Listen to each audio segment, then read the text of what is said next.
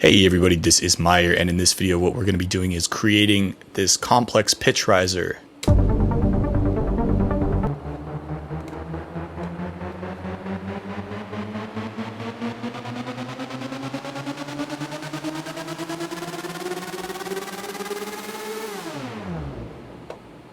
Like so. And in context,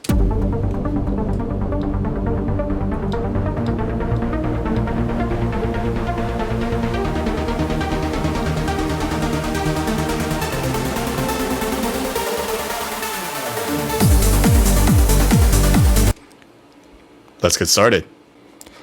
Alright, so to make this sound, we're going to go ahead and clone the initial patch, and I'm just going to call this riser and give it kind of a, I don't know, a rising color, so you can use the saw, I guess. Let's go ahead and route this to the mixer. That's Command L on Mac, Control L on Windows. Now, to make this sound, we're going to just start with this init patch. I'm going to first get the sound, get the pitch modulation, and then get the modulation on the pitch modulation. So to start, we're going to choose this to be under the Super Stereo 14.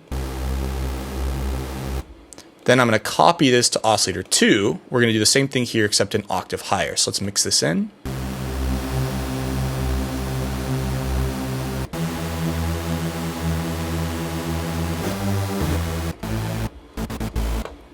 And we'll use MSEG 1 to adjust the pitch. So that's what this is going to be. Set this to basically be a trigger. So this is going to be what the pitch does. So in the matrix, let's choose MSEG 1 plus as the source. And for the destination, I'm going to choose all oscillators pitch XL. So that's oscillator 1 through 3, pitch XL. And I want this to be a 2-octave riser. So I need to set this to 24, which is 24 semitones. So if I hold down Shift and click and drag, basically what this can do is allow me to find, get exactly that 2-octave riser. And it's there you go. So holding down Shift when you click and drag allows you to kind of be pretty sensitive about it. So envelope and trigger mode means it's going to stay at wherever it ends, which is really, really nice. This is what we want to do. And the timing for this, we may want to make this kind of 8 bars.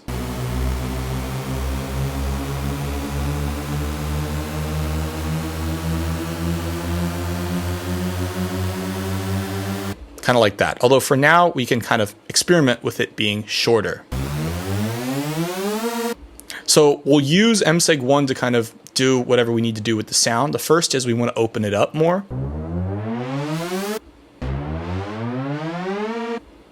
So let's do that. We'll go ahead and adjust this to the cutoff.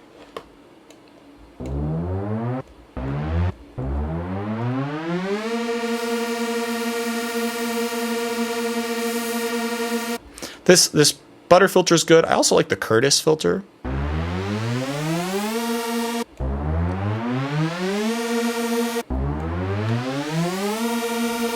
So we'll kind of do that. I'm going to set this to be a high pass filter, digital. Doesn't need to be that complicated. And what the MSEG is going to do for this is it's going to kind of thin out the sound as it goes along.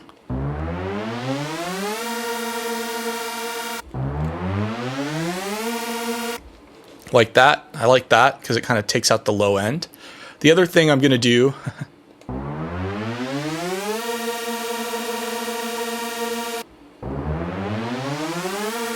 is kind of lower. I'm going to start with these pretty detuned, and they're going to kind of converge. So this is where we get to have some fun. We're going to use this here on the actual stereo spread itself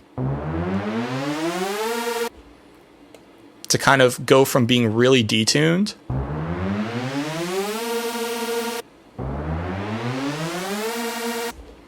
like so. On the effects, I'm going to choose a reverb, a medium reverb.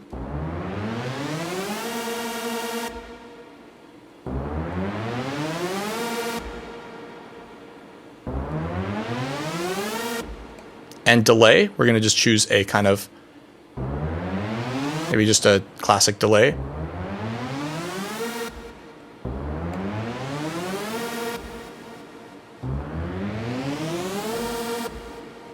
And for the mod matrix, we're going to choose MSEG1 as the source. And what I want to happen is I want this to be more washed out. So I'm going to choose FX2 mix. This is the reverb amount.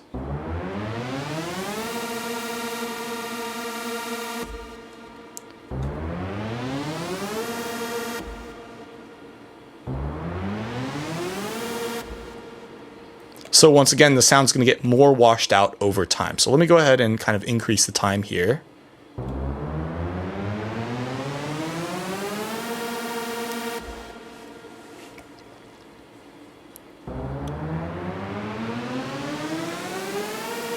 Let's go ahead and pencil this in before we do too much more so we know that it fits.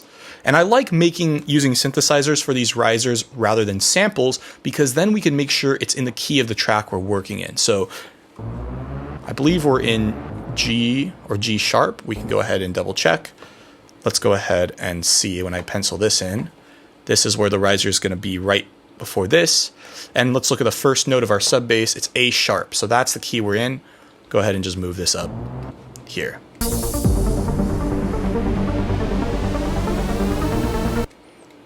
So this actually needs to be 64.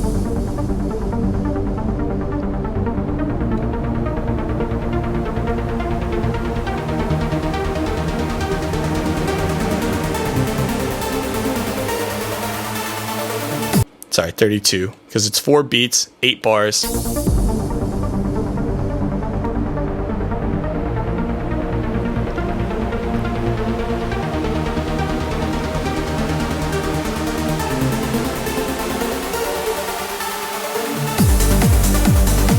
One of the cool things you can do with this is at the end, you can actually have it come back down. So you can do something like this.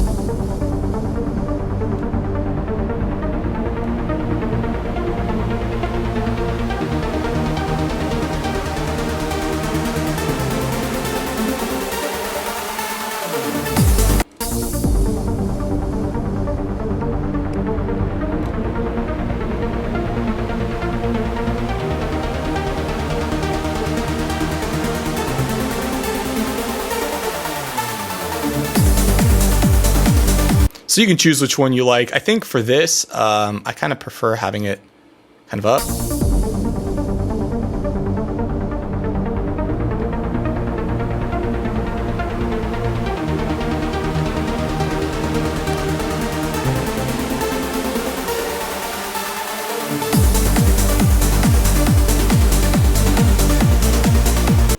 Yeah, I think that's sounding pretty good.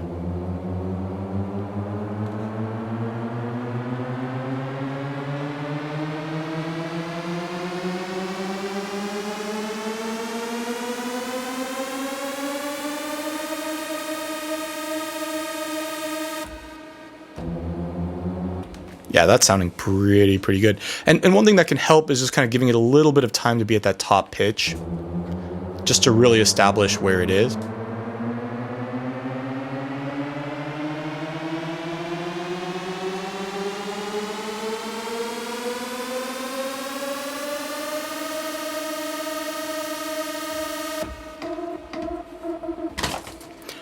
Cool. Now is where we get to have some fun with it. So I'm going to choose LFO 1, which I'm not using for anything, and I'm going to choose this as a gate. And what I'm going to do with this is I'm going to basically use this to modulate the volume of these. So both oscillator 1 and oscillator 2. So we're going to choose LFO 1 plus, and we're going to choose oscillator 1 through 3. Actually, let's do these individually. We're going to do volume 1 and LFO 1 plus to volume 2. And I'll explain why I'm doing this. Because what I'm going to do is I'm going to kind of use this to create a kind of almost like a gate. But the reason I'm going to use the LFO is then we can modulate the actual rate, which will be kind of cool. So let's set this to...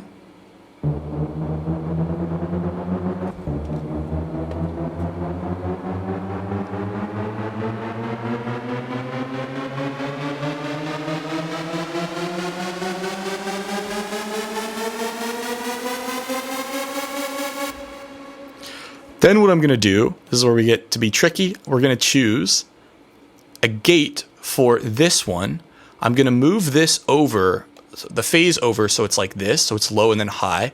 And we're going to set this to 1/16. And this is going to modulate the rate of this one. So it's going to start.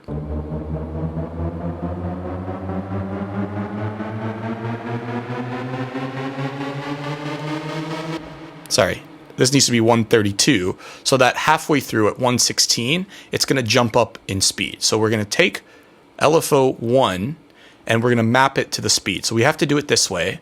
We're going to choose LFO 2 plus, and this is going to be LFO 1 speed. And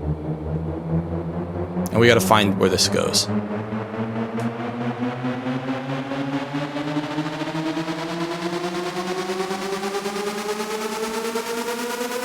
So it goes from basically playing 8th notes to playing 16th notes, which is just kind of interesting. So this is kind of, we get to have some fun with it by using these gates and using the speed and having all this cross modulation. Just kind of makes the sound more interesting. So let's just take a listen.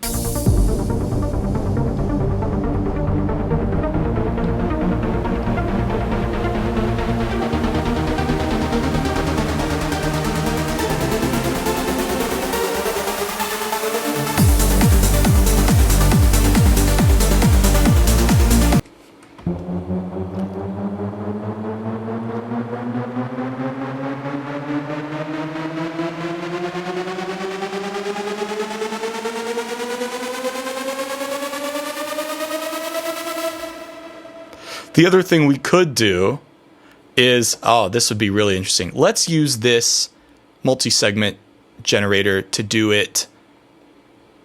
And the reason I want to do it this way is we get to have kind of some control over where it jumps. So we can have it do this, and then over here we'll have it jump up kind of towards the end. So we need to be careful here. Here's our grid. Rather than using LFO2 for this, let's use LFO. We'll use this LFO. So the way this is going to work is if I do 164, each of these 4 subdivisions on the grid will correspond with the speed. So that's what we're going to do. So rather than doing it this way, on the matrix, we're going to choose MSEG 2 plus.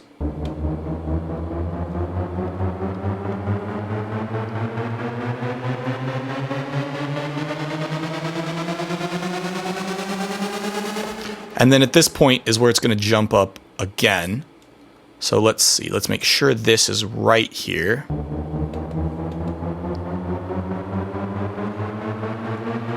So I'm turning snapping on.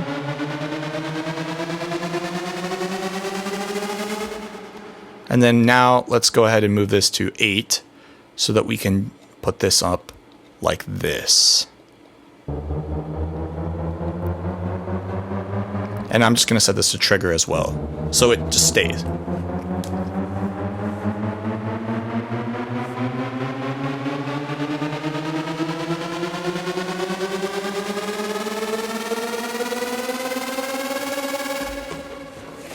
Like so. So now we get to have some real fun.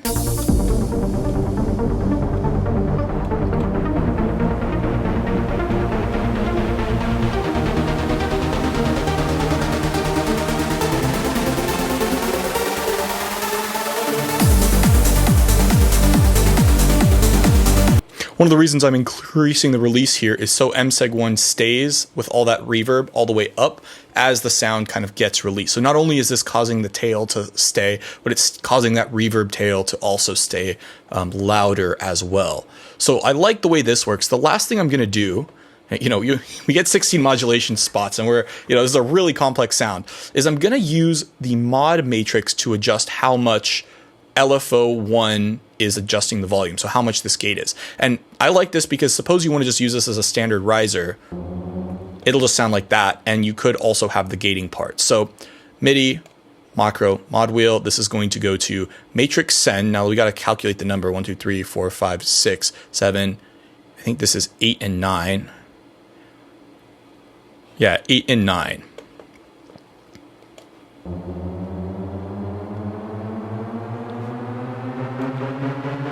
And we got to do the same for this. So this is going to be And maybe I'll set this to plus minus. Matrix send 9. Now you can adjust how much.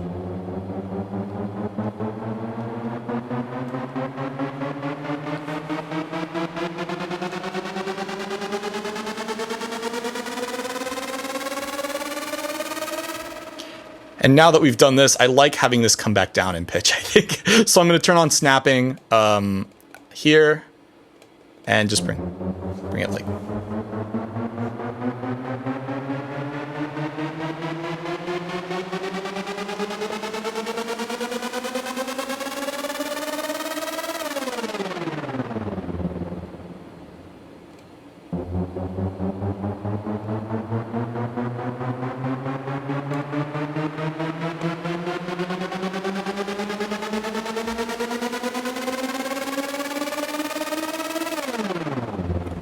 Yeah, I like that.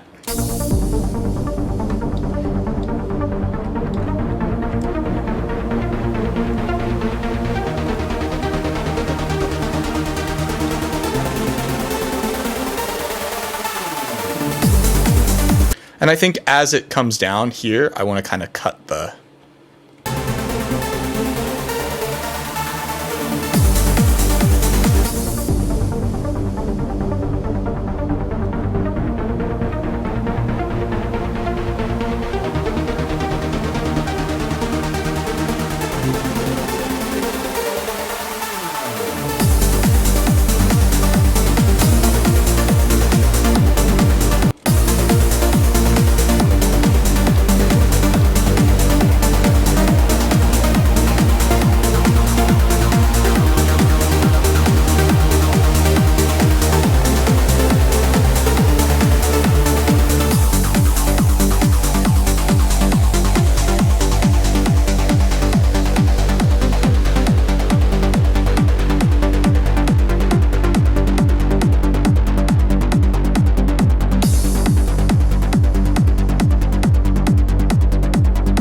And then here we'll have it again.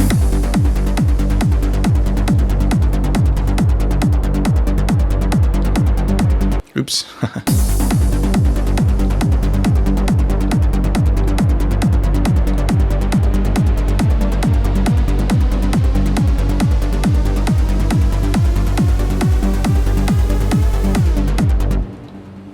Sounding pretty good.